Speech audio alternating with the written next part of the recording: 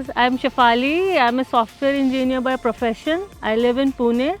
I'm quite an outgoing person, so after my work, I like to go out for a walk or a run or end my day writing about my travel or probably think about my next travel.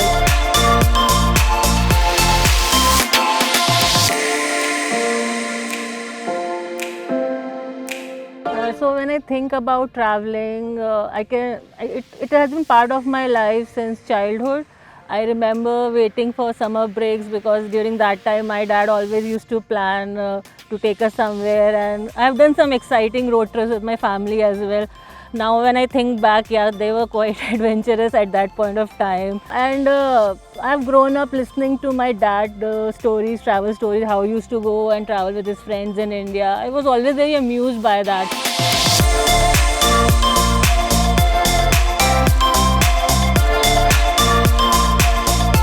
So when I look back to 2019, since April, it has been, an amazing journey throughout the year. I went on so many excursions, different kind of places, to extreme mountain areas, to beaches, and then to even northeastern side of the India, which is tropical. So, well, mixed bag I had.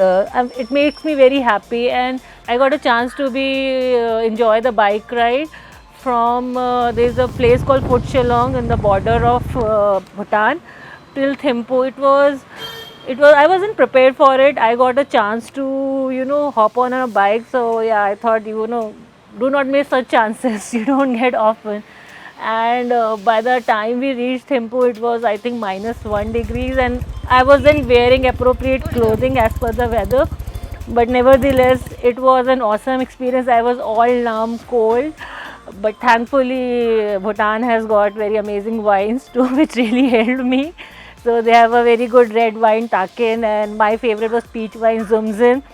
So that made our journey really good, and it was amazing.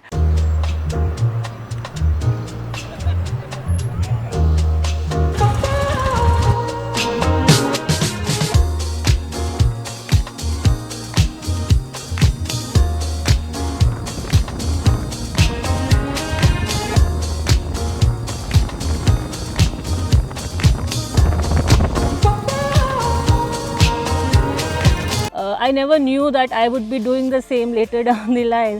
So probably I've inherited this travel craze from him. But over the years, I have realized that travel is not just a holiday for me. It's much more than that. It is integral part of my life today, and it just makes me feel so good that I decided to talk and write about it.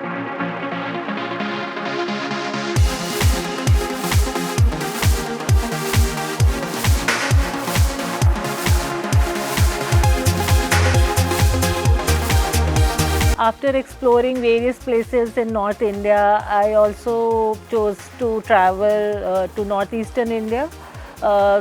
I chose state Meghalaya, which is very beautiful, lush green landscape, blue waterfalls, good for hikes and treks. It was beautiful. I remember driving through the East Khasi Hills of Meghalaya. I was totally charmed by the rustic countryside, and at times we were in between clouds. It was so magical. It just felt like as if I'm in some Bollywood song shooting place. It's so beautiful. So my favorite destination in Meghalaya was double-decker route-based trek. It's quite an interesting trek, not so easy though I would say, but yes, must try.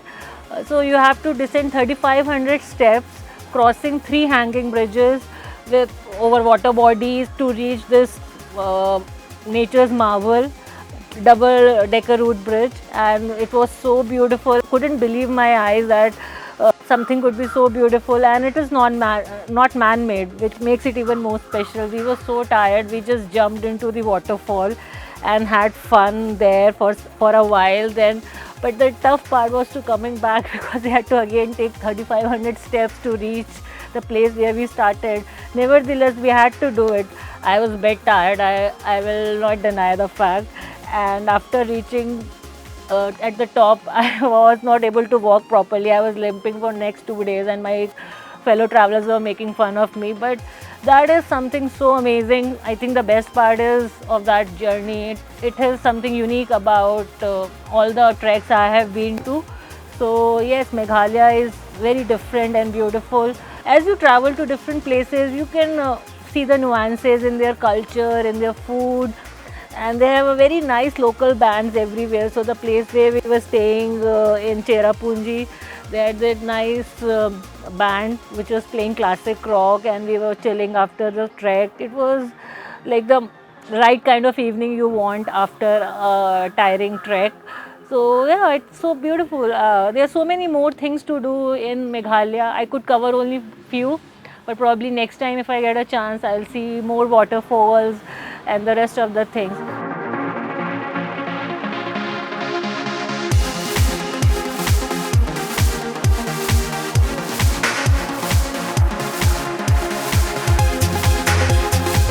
So when people ask me why I'm so passionate about traveling, it makes me think about so many things, especially in today's life when we're tied up in so many things, meeting deadlines, office pressure, society pressures, and it becomes very important to have something to keep your sanity and peace of mind.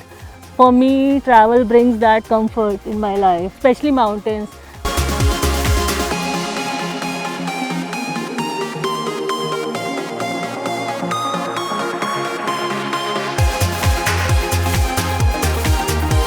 When I'm in mountains, I could disconnect with everything else in my life and feel a time where I can connect with myself and the nature.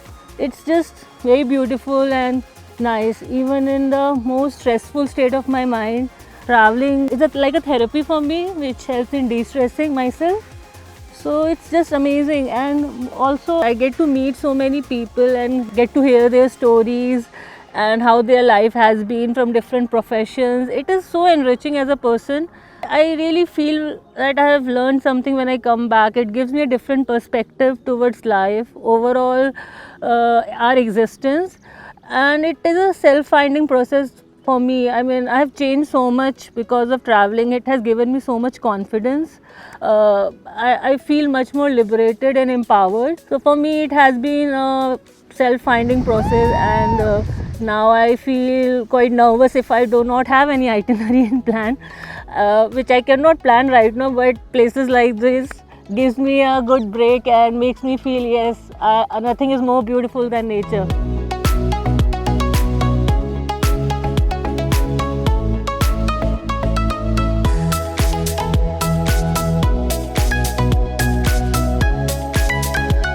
My bucket list is really long. Probably I would like to travel as many countries as possible, because every country has a unique culture, architect and landscape to see. So yes, definitely everything, but that is very ambitious. So I would say that I would like to go for a road trip in Europe. That is definitely there for many years, and at some point I would like to fulfill that.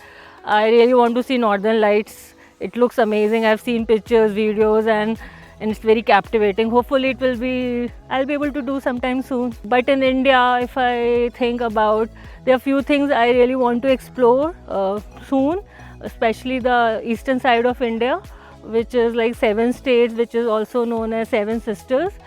They are less touristy, they have a different culture. So yeah, let's see how it is, and be a part of their culture for a few days. It would be a nice experience. There's another thing, like I'm really fond of mountains and love with Himalayas. So I would like to pick a route in Himalayan range, probably Kinnaur belt in Himachal Pradesh, which is a northern state in India, and just do not have any itinerary, just travel and stop wherever I want to, stay in hostels or in homestays, talk to those locals, and still just enjoy the beauty of the nature, just watch mountains, sunrise, sunsets. At night probably just lie down to see the sky, and maybe if I get lucky, maybe a Milky Way. And yeah, that are the few things. And yeah, no mobile network. I don't like too much of mobile and while I'm traveling. So yeah, that kind of total break from the corporate life, from the city life would be beautiful for me.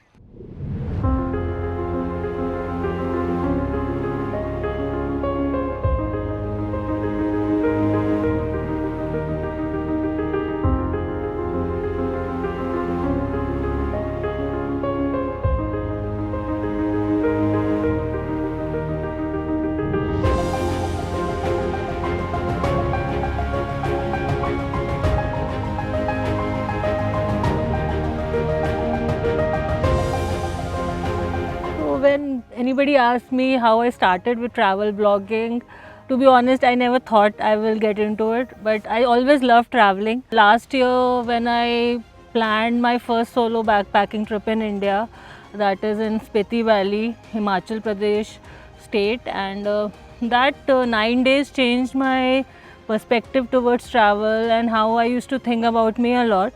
I traveled like 9 days with 30 odd strangers in remote areas of Himachal, and yeah, it was so amazing. I could, for the first time, I was talking with so many new people after so many years, listening to their stories. You know, we were dancing, bonfire, jamming, and beautiful landscape. Visited some very iconic places, and I was really enjoying the overall process which I was having that time. And after coming back, I was missing it so much, and that experience was so different, and I thought I really need to share about it. So that's how I started. I've written my first post on Instagram about my first solo backpacking in India. While writing that blog, I was so happy. It made me relive those moments again, and I thought, yeah, I should write more often.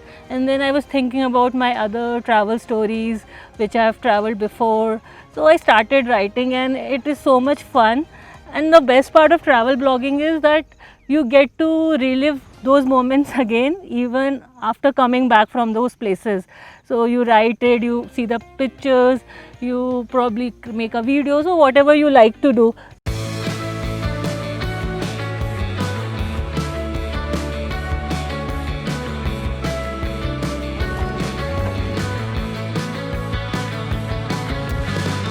Yes, I'll come back to you. No, I won't ask where you run under the sun. Yes, I'll come back to you. Then I'll ask. When you are traveling, there's so many experiences you have, and when you read somebody else's stories, it inspires you. And for me, sharing a story of mine was a big deal, but now I really enjoy this.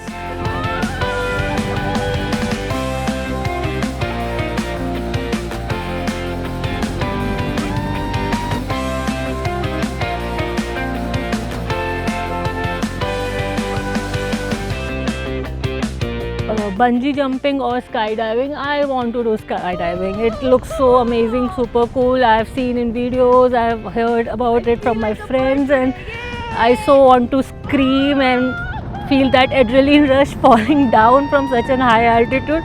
I will be scared, I am, but I'm sure it would be great fun, and I want to be crazy and just enjoy it. Yeah, so soon, very much.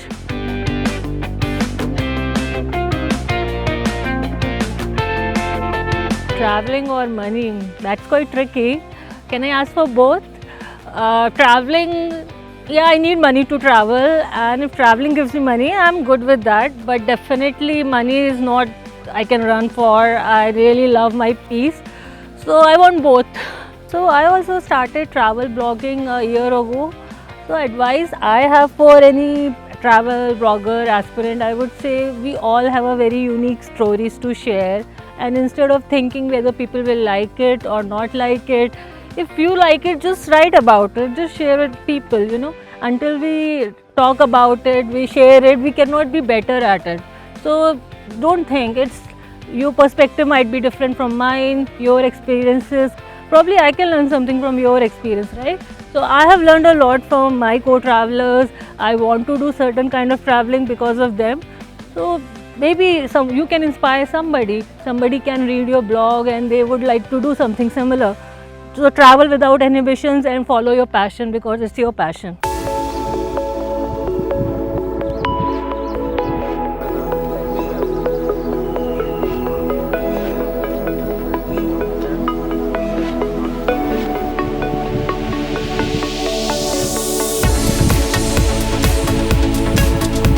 What do I like? I really like such kind of places, open spaces, lush green landscape, cool breeze. I just lose all my stress and tiredness with such weather. I've traveled to both beaches and mountains. I've seen both quite But in recent years, I have realized that I have a lot of affinity towards mountain. It feels like I'm back home when I entered any hill station. And when you start seeing those snow-clad mountains and then pine trees and a river flowing, these cute little bridges which they have after every some time, it looks so beautiful. Like, yeah, that's something my eyes miss when I am not around them. And so once I really like the local food they serve, especially in India. If you travel, you must try momos and noodles. So it's like a simple thing but a delicacy. You would miss it. The taste you won't find anywhere else. Some of the simplest things can give you the pleasure which fine dining cannot fulfill. So I love that little things when I'm traveling. I am also quite like monasteries. So I have seen monasteries in Spiti, Ladakh, in Bhutan, and I never knew. Like, I'm quite intrigued about this Buddhism, and it's very interesting. Visited those monasteries. They're so old. Could even talk to those monks who live there. The calm they have on their face is something I crave for. They are so good, and if you see their meditation place, like, it's untouched and to another level of spirituality. You can feel, even if you're not a spiritual person, you can feel that you want this, that peace and silence which exists there. So monasteries are really beautiful. You should try visiting monasteries if you get a chance.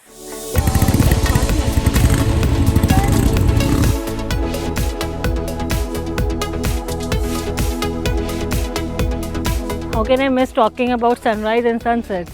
So when you are there and you're camping and top of the mountain, and if you get a chance, just open your tent and see outside. There could be a beautiful sunrise waiting for you, and that is, we don't see it usually. Like, it is a very different experience. So just sitting out there, looking at the setting sun, be it or a beach side, it's so amazing. I really like it.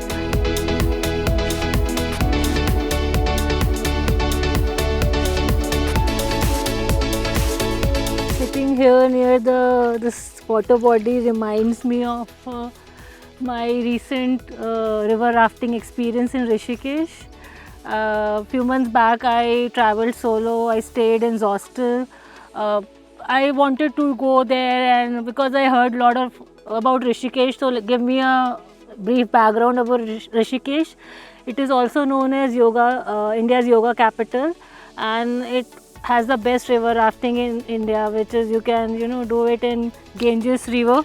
I was pretty scared and weird thoughts were coming in my mind because I was traveling alone and I didn't tell anybody in my home that I'm going for river rafting. So I was thinking, if something happens or if I fall down from my raft, what will happen? So etc, etc. But at the end of the day, you cannot come back from Rishikesh without trying river rafting. So I had to try it. So there were a few other guys in the hostel who were staying with me. They went along for the river rafting. It was awesome. In middle of the river flow, we got down from our raft. We were floating in water. We even jumped from a cliff into the Ganges River.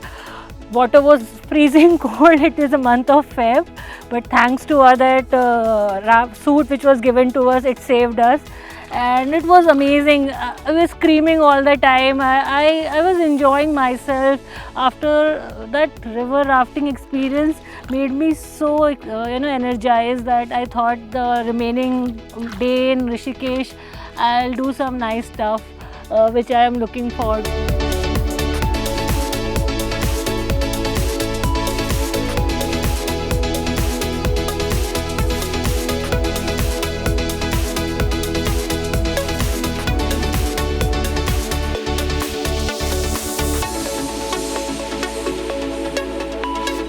After so many journeys and being to so many places, one day I have summed up my experiences in form of a poetry. So I'll recite that for you guys. I hope you like it. Here it goes. She took that long walk, crossing hurdles, combating fear, stubborn enough to not give up, blur thoughts to adverse state, to clear vision. She has seen it all. She did pause at times but never stopped. Her fighting spirit did not let her give up. She found a reason to smile even in the darkest night, and a better person during the process. A girl with scars, her armors now. She knows her strength and living as never before. Ready to take the world head over heels, she laughs unabashedly. Her exuberance is infectious. She is busy curating her present. The best part of it, she learned to love herself.